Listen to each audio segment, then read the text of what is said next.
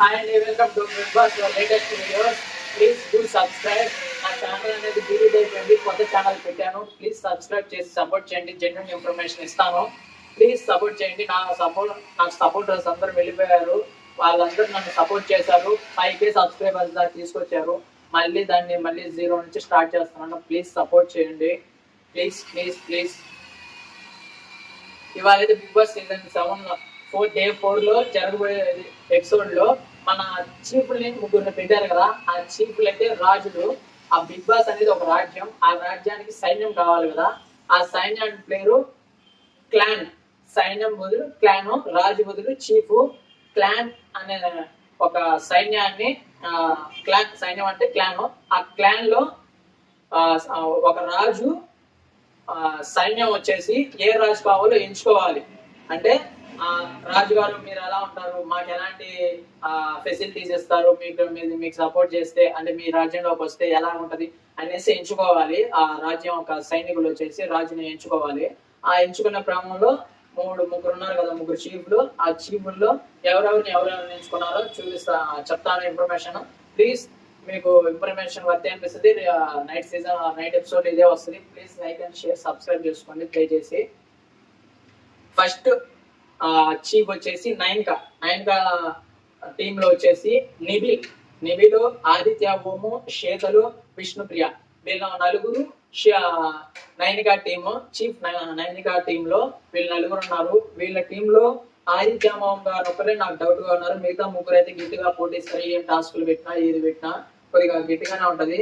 ఆదిత్య మోహన్ గారు ఒకటే నాకు డౌట్. మిగతా మన నెక్స్ట్ టీం వచ్చేసి యాష్మి ఉంది కదా.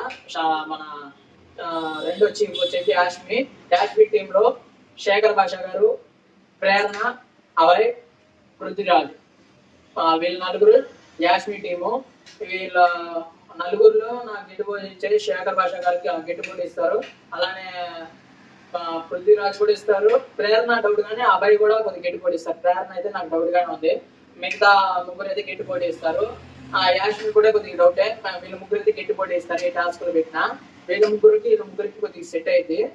ఇదేందో కానీ మన నిఖిల్ ప్రెసిడెంట్ లో గట్టిగా సార్ గిట్టి చేస్తాడు అనేసరికి ఈ టీంలో మా పొద్దున ఆయన అనేసి వీళ్ళు చాలా మంది రానట్టుకున్నారు. వీళ్ళతో తలకైన పీడు ప్రతిదీ కామెంట్ చేస్తానని చెప్పి రానట్టుకున్నారు. మన నిఖిల్ టీం వచ్చేసి బేబక్క, సోనియా,